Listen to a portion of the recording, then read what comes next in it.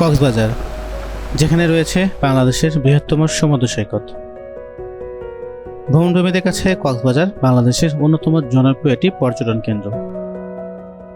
ভ্রমণ করতে ভালোবাসেন কিন্তু কক্সবাজারে যায়নি এমন লোকের সংখ্যা খুবই কম। আমার আজকের ব্লগটি হচ্ছে কক্সবাজারকে কেন্দ্র করে, যেখানে আমরা কক্সবাজারের কমন ভ্রমণ স্পটগুলোর সাথেও ঘুরে দেখব কক্সবাজার শহর থেকে খুবই কাছে কিছু পাহাড়ি পর্যটন কেন্দ্র এবং পাহাড়ি এলাকা।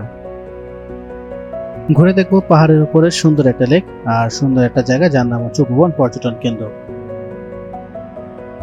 পাহাড় দেখার শেষে আমরা ঘুরে দেখব বাংলাদেশের অন্যতম বৃহৎ টারবাইন প্রকল্প, যা সমুদ্র বাতাসকে কাজে লাগিয়ে বিদ্যুৎ উৎপন্ন করছে। দিনের শেষ মুহূর্তে বিকালের সময় কাটাবো হচ্ছে সমুদ্রের পাশে সূর্যাস্ত দেখে। ভিন্ন রকমের কক্সবাজার ভ্রমণের অভিজ্ঞতা শেয়ার করব আমার আজকের এই ভিডিওতে। তাই সম্পূর্ণ ভিডিও দেখার আমন্ত্রণ জানিয়ে শুরু করছি আমার ভিন্ন রকম এক কক্সবাজার ভ্রমণ গল্প। চলুন প্রথম থেকে শুরু করা যাক। আমাদের এবারে ভ্রমণের যাত্রা শুরু হচ্ছে ঢাকার সায়দাবাদ থেকে। আমাদের আজকের গন্তব্য হচ্ছে ঢাকা থেকে কক্সবাজার। ঢাকা থেকে কক্সবাজার যাওয়ার জন্য সায়দাবাদ থেকে আপনারা বেশ কয়েকটা বাস সার্ভিস পেয়ে যাবেন। আজকে আমরা যাচ্ছি কক্স এক্সপ্রেস পরিবহনের এটি বিজনেস ক্লাস বাসে করে। ঢাকা থেকে কক্সবাজার পর্যন্ত বাসের ভাড়া শ্রেণীভেদে এসি এবং নন এসি 1000 টাকা থেকে শুরু করে 2500 টাকা পর্যন্ত আছে। রাত 11টায় আমাদের বাস যাত্রা শুরু করলো কক্সবাজারের উদ্দেশ্যে। ঢাকা থেকে কক্সবাজারের দূরত্ব হচ্ছে 397 কিলোমিটার, আর এই পথটুকু পাড়ি দিতে সময় লাগে আনুমানিক 8 থেকে 9 ঘন্টা। 2 ঘন্টার মধ্যে আমরা পৌঁছে যাই হচ্ছে কুমিল্লাতে, আর এখানে দেওয়া হয় আমাদের আজকের যাত্রা বিরতি। 20 মিনিটের যাত্রা বিরতি শেষ করে আমরা আবার যাত্রা শুরু করলাম কক্সবাজারের উদ্দেশ্যে। সকাল ভোরেই বাস চলে এসেছে কক্সবাজার, আর কক্সবাজারে বাস টার্মিনালের সামনে আমাদেরকে বাস নামিয়ে দিল। কক্সবাজার বাস টার্মিনাল থেকে রিক্সা নিয়ে আমরা এখন যাচ্ছি হোটেলে। আমাদের হোটেলে আগে থেকে রুম বুকিং করা আছে, আর আমাদের হোটেল হচ্ছে সুগন্ধা পয়েন্টের সামনে, আর এটাই হচ্ছে কলাতলি সেই ডলফিন মোড়। আর এখান থেকে আমরা হোটেলে চলে আসলাম। হোটেলের রুম খালি থাকাতেই আমরা সকাল সকাল রুমে চেকিং করে ফেলি, আর এই হচ্ছে আমাদের রুমের বারান্দা থেকে সুগন্ধা পয়েন্টে বিচে যাওয়ার রাস্তা। এই জায়গা থেকে দেখেন সুন্দর একটা ভিউ দেখা যায়। সকাল সকাল আমরা নাস্তা করে রওনা হচ্ছি আমাদের আজকের দিনের প্রথম গন্তব্য হচ্ছে নাইক্ষ্যংছড়ি উপবন পর্যটন লেকের উদ্দেশ্যে। কক্সবাজার সুগন্ধা পয়েন্ট থেকে আমরা যাত্রা শুরু করলাম নাইক্ষ্যংছড়ি উপবন পর্যটন লেকের উদ্দেশ্যে। এখান থেকে যেতে সময় লাগবে 40 থেকে 45 মিনিট। নাইক্ষ্যংছড়ি যদিও বান্দরবনের এরিয়াতে পড়েছে, তারপরও হচ্ছে এটি কক্সবাজার থেকে খুবই কাছে। আপনারা কক্সবাজার ডলফিন মোড় থেকে সিএনজি অথবা চাঁদের গাড়ি ভাড়া করে এই স্পটে আসতে পারবেন। আমরা অলরেডি বান্দরবনের ভিতরে প্রবেশ করেছি, আর এটাই হচ্ছে নাইক্ষ্যংছড়ি।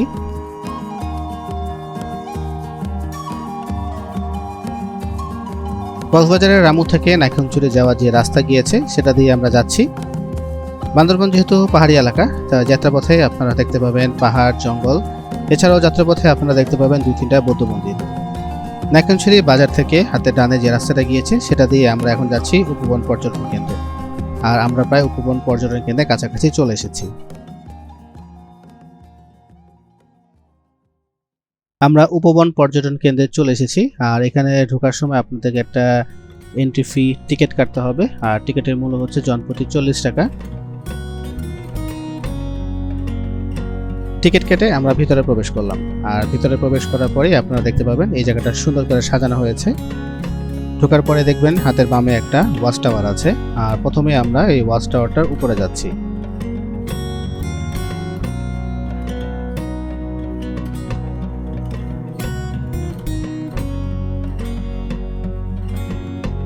এই ওয়াচ টাওয়ারটা আছে মূলত একটা স্টিলের স্ট্রাকচার, আর আমি সিঁড়ি দিয়ে উপরের দিকে উঠছি। ওঠার সময় মনে হচ্ছিল যে এটা বাতাসের সাথে দুলছে। আর এই মুহূর্তে আমি এখন আছি একদম উপরে, আর উপর থেকে দেখতেই পাচ্ছেন সামনে বান্দরবন পাহাড়ের সুন্দর দৃশ্য। দূরে বড় বড় মায়ানমারের বর্ডারের যে পাহাড় সেগুলো দেখা যাচ্ছে। ওয়াচ টাওয়ারের উপরে একসাথে আসলে বেশি মানুষ উপরে উঠে যায় না, আর যেহেতু এখানে পর্যটকের সংখ্যা একদমই নেই তাই আমি একাই ছিলাম এখানে।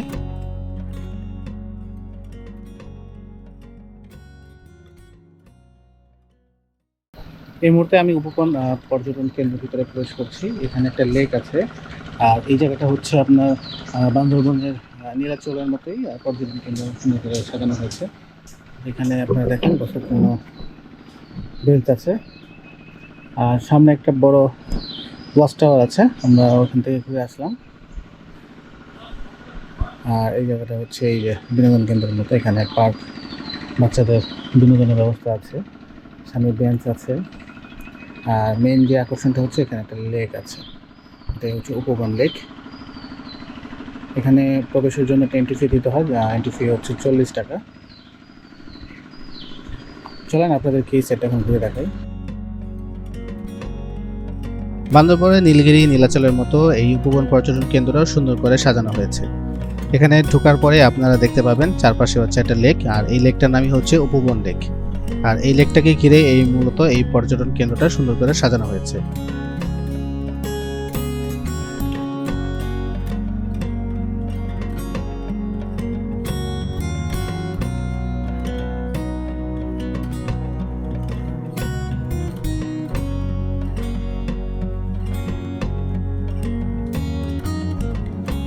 উপবন এই পর্যটন কেন্দ্রের মূল যে আকর্ষণটা সেটা হচ্ছে এখানে একটা ঝুলন্ত ব্রিজ আছে, আর এই ঝুলন্ত ব্রিজটা অনেকটা রাঙামাটি খাগড়াছড়ি ঝুলন্ত ব্রিজের আলোকে তৈরি করা হয়েছে। আর এখানে দেখতেই পাচ্ছেন লেকের এক পাশ থেকে আরেক পাশে যাওয়ার জন্য এই ঝুলন্ত ব্রিজটা তৈরি করা হয়েছে। ঝুলন্ত ব্রিজটার মাঝখান থেকে লেকটা সুন্দর মতো দেখা যায়।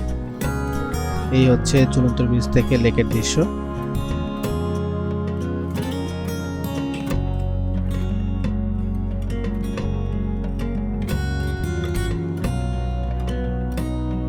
উপবন পর্যটন কেন্দ্র এখানে বেশ খানিকটা সময় কাটিয়ে আমরা এখন যাত্রা শুরু করছি আমাদের আজকের দিনে পরবর্তী গন্তব্যের উদ্দেশ্যে। উপবন পর্যটন কেন্দ্র থেকে আমরা এখন যাচ্ছি নাইক্ষ্যংছড়ি সোনাইছড়ি পর্যটন স্পটের উদ্দেশ্যে। যাত্রাপথেই প্রথমে আপনারা দেখতে পাবেন সুন্দর একটা বৌদ্ধ মন্দির। উপবন পর্যটন কেন্দ্র থেকে নাইক্ষ্যংছড়ি সোনাইছড়ি স্পটে যেতে সময় লাগবে 30 থেকে 40 মিনিট। যাত্রাপথে আপনারা দেখতে পাবেন সুন্দর পাহাড়ি রাস্তা, আর দুপাশে হচ্ছে গাছপালা, সুন্দর জঙ্গল।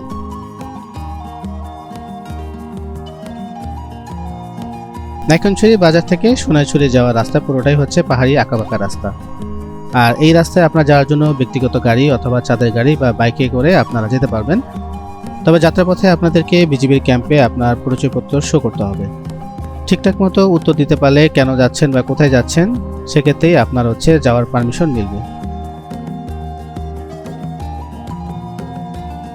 যাত্রাপথে পাহাড়ি দুপাশে গাছপালা আর সুন্দর পাহাড়ের দৃশ্য আপনাকে অবশ্যই মুগ্ধ করবে।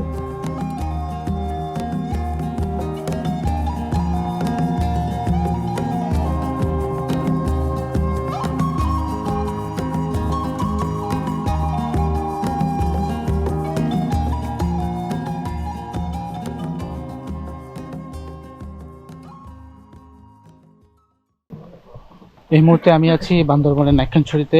নাইক্ষ্যংছড়ির এখানে সোনাইছড়ি একটা স্পট আছে, আর আমি এখন এখানে আছি। এটা কক্সবাজার থেকে খুব কাছে, কক্সবাজার থেকে আমাদের আসতে সময় লেগেছে 1.5 ঘন্টা। আসার পথে আমরা গিয়েছিলাম হচ্ছে নাইক্ষ্যংছড়ি যে উপবন একটা লেক আছে, উপবন লেকে। আর লেক থেকে এখন আমরা এই সোনাইছড়ি এখানে আসলাম। আচ্ছা, এখান থেকে হচ্ছে তুম্বু হচ্ছে 29 কিলোমিটার, বন্ধু হচ্ছে 39 কিলোমিটার, প্রায় একদম সীমানার খুব বেশি দূরে না, সামনে মায়ানমারের বর্ডার। আর সোনাইছড়ির এখানে বেশ কিছু প্যাকেজ আছে, আপনারা যদি এখানে ঘুরতে আসেন, এই দেখেন এখানে স্ন্যাক্স থেকে শুরু করে লাঞ্চ একটা প্যাকেজ আছে। এখানে একটা রেস্টুরেন্ট আছে, শৈলচূড়া ক্যাফে। আর এই হচ্ছে সোনাইছড়ি।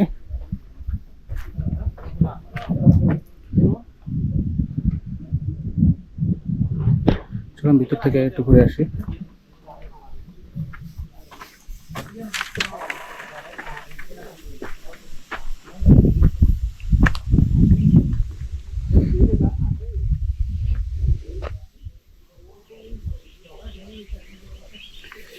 আমরা আসলে কক্সবাজার ঘুরতে আসলে সর্বোচ্চ ইনানি পাটর টেক বা টেকনাফ মেরিন ড্রাইভ বা অনেকে শাহপুরের দ্বীপ যায়, কিন্তু আসলে কক্সবাজার থেকে যে কাছে সুন্দর একটা পাহাড়ের ভিউ আছে সেটা আসলে অনেকেই জানে না। তো আমি আজকে এমন একটা জায়গায় এসেছি যেটার নাম হচ্ছে সোনাইছড়ি। এটা কক্সবাজার থেকে রামু হয়ে আমরা এসেছি। আমাদের হচ্ছে প্রাইভেট কার আসতে প্রায় 1.5 ঘন্টার মতো সময় লেগেছে। আর সামনে দেখতেই পাচ্ছেন পাহাড়ের দৃশ্য। সামনে ওর পাশে সম্ভবত মায়ানমারের বর্ডার, তো ওদিকে পাহাড়গুলো আরো বেশি বড় বড়। আমরা এখন এই সোনাইছড়ি যে এরিয়াটা আছে এটা ঘুরে দেখবো।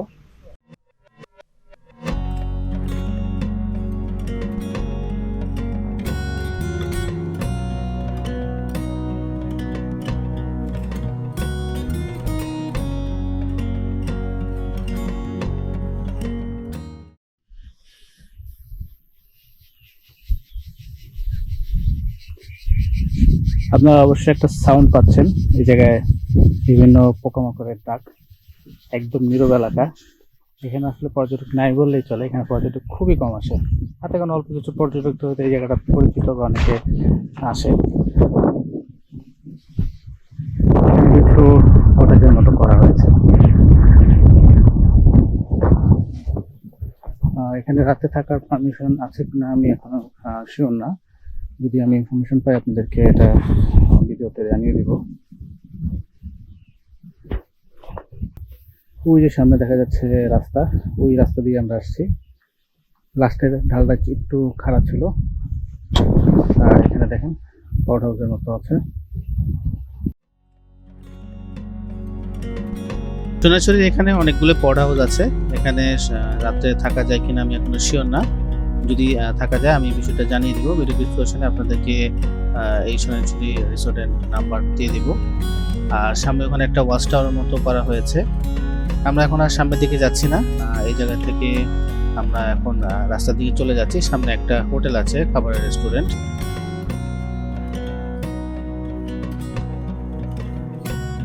সোনাইছড়ি রিসোর্টের ভিতর থেকে আমরা বের হয়ে যাচ্ছি। এখানে একটা রেস্টুরেন্টও আছে, আর এইখানে একটা সুন্দর একটা শরবত পাওয়া যায়। আপনারা আসলে এই শরবতটা ট্রাই করতে পারেন। আর এই জায়গা থেকে আমরা অনেকটা সময় কাটে এখন চলে যাচ্ছি আবার কক্সবাজারের দিকে।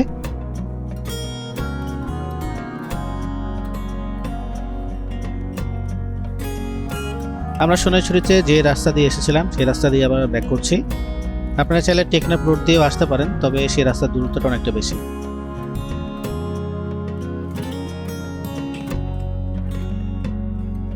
সোনাইছড়ি থেকে আমরা এখন চলে যাচ্ছি আবার কক্সবাজারে। আর আমরা এখন কক্সবাজারে যে প্লেসটা দেখতে যাব সেই প্লেসটা সচরাচর মানুষজন খুব একটা যায় না। কক্সবাজারে কিছু বৈদ্যুতিক পাখার টারবাইন তৈরি করা হয়েছে, আমরা এখন সেই টারবাইনগুলো দেখতে যাচ্ছি। টারবাইনটা যে জায়গায় অবস্থিত জায়গাটার নাম হচ্ছে চৌফুলদন্ডি। কক্সবাজারে চৌফুলদন্ডিতে যাওয়ার জন্য আমরা প্রথমে চলে আসলাম হচ্ছে চট্টগ্রাম কক্সবাজার হাইওয়েতে। হাইওয়ে থেকে ঈদগাঁও আসার পরে হাতের বাম দিকে যে রাস্তা গিয়েছে সেই রাস্তা দিয়ে আমরা যাচ্ছি চৌফুলদন্ডি বাজারের কাছে। যাত্রার পথে আপনারা দেখতে পাবেন বিশাল এলাকা জুড়ে হচ্ছে লবণের ক্ষেত। চৌফুলদন্ডি বাজার থেকে কিছুটা সামনে আসার পর একটা ব্রিজ পাবেন, আর ব্রিজের হাতের ডান দিকে একটা রাস্তা গেছে, সেই রাস্তা দিয়ে আমরা সামনের দিকে যাচ্ছি।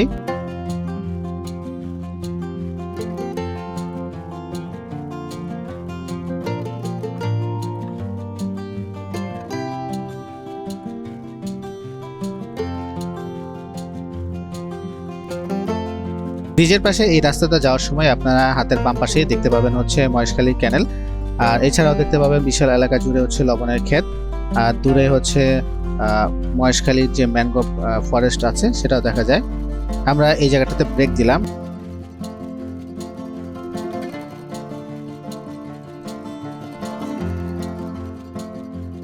লবণ ক্ষেতের ঠিক অপর দিকেই এই পাশে বিশাল এলাকা জুড়ে হচ্ছে ধান ক্ষেত। আর আপনারা দেখতে পাচ্ছেন ধান ক্ষেতের মাঝখানে অনেক দূরে এই বৈদ্যুতিক পাখার টারবাইনগুলো দেখা যাচ্ছে। সবগুলো টারবাইনের পাখায় ঘুরতেছে, আমরা দূর থেকে দেখতেছি। এই জায়গায় সচরাচর মানুষজন খুব একটা আসে না, আর দূর থেকে দেখতে খুব সুন্দর লাগতেছে টারবাইনগুলো। এই জায়গা থেকে টারবাইন দেখে আমরা আবার অন্য রাস্তায় চলে যাচ্ছি। আমরা আবার চলে আসলাম হচ্ছে চৌফুলদন্ডি যে ব্রিজটা আছে ব্রিজের, আর ব্রিজটা ক্রস করে সামনে যাচ্ছি। আর সামনে আরো অনেকগুলো টারবাইন আছে, আমরা সেগুলো এখন দেখতে যাব।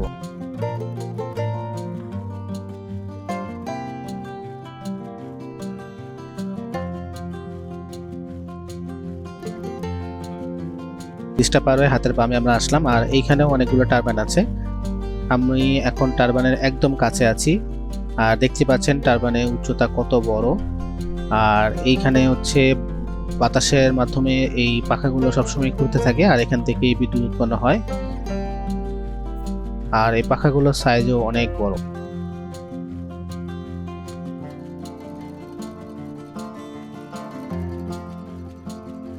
কক্সবাজারের এই চৌফুলদন্ডি এই এরিয়াতে আসার জন্য আমরা যে রুটটা ফলো করেছি এই রুট দিয়ে আসতে পারেন, অথবা আপনারা চাইলে কক্সবাজারের এয়ারপোর্ট থেকে কক্সবাজার নুনিয়াছড়া ঘাটের এদিক দিয়ে একটা রাস্তা আছে, সেই রাস্তা দিয়েও আপনারা এই এরিয়াতে আসতে পারেন। আমরা এখন এইখান থেকে কক্সবাজারের এয়ারপোর্টে যে রাস্তা আছে সেই রাস্তা দিয়ে চলে যাব কক্সবাজার শহরে।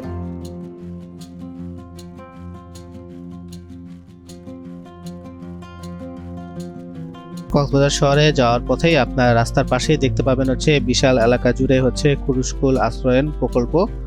আর এই আশ্রয়ন প্রকল্পটা সেনাবাহিনী তৈরি করেছিল। আর এই আশ্রয়ন প্রকল্পটা বিশাল এলাকা জুড়ে অনেকগুলো বিল্ডিং, যদিও এটার ভিতরে প্রবেশ করা যায় না, সাধারণ মানুষ প্রবেশ করতে পারে না, তাই আমরা এখান থেকে চলে যাচ্ছি।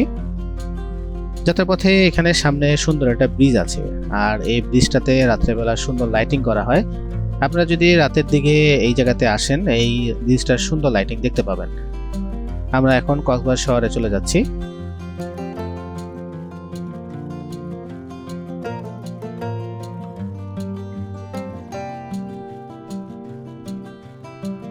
আমরা চলে এসেছি কক্সবাজার সুগন্ধা পয়েন্টের এখানে, আর এখানে এই রেস্টুরেন্ট থেকে আমরা দুপুরে খাবার খেয়ে নিচ্ছি।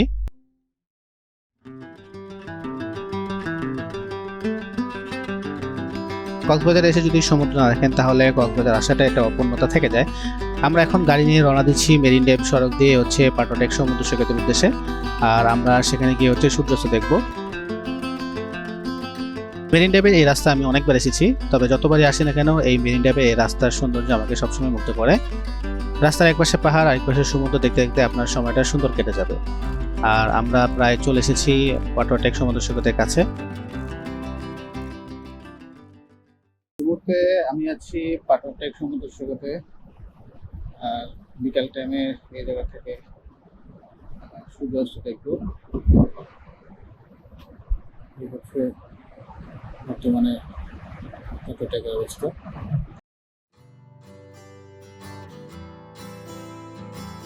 বিকালের একদম শেষ মুহূর্তে এখন সূর্যাস্ত যাবে, আর এই মুহূর্তে আমি আছি পাটনটেক সমুদ্র সৈকতে। আর আপনারা দেখতেই পাচ্ছেন একদম নিরিবিলি, বিচে খুব একটা মানুষ নেই, আর চারপাশটা একদম নির্জন, আর সমুদ্রের সুন্দর গর্জন, আর সামনে সূর্য অস্ত যাচ্ছে।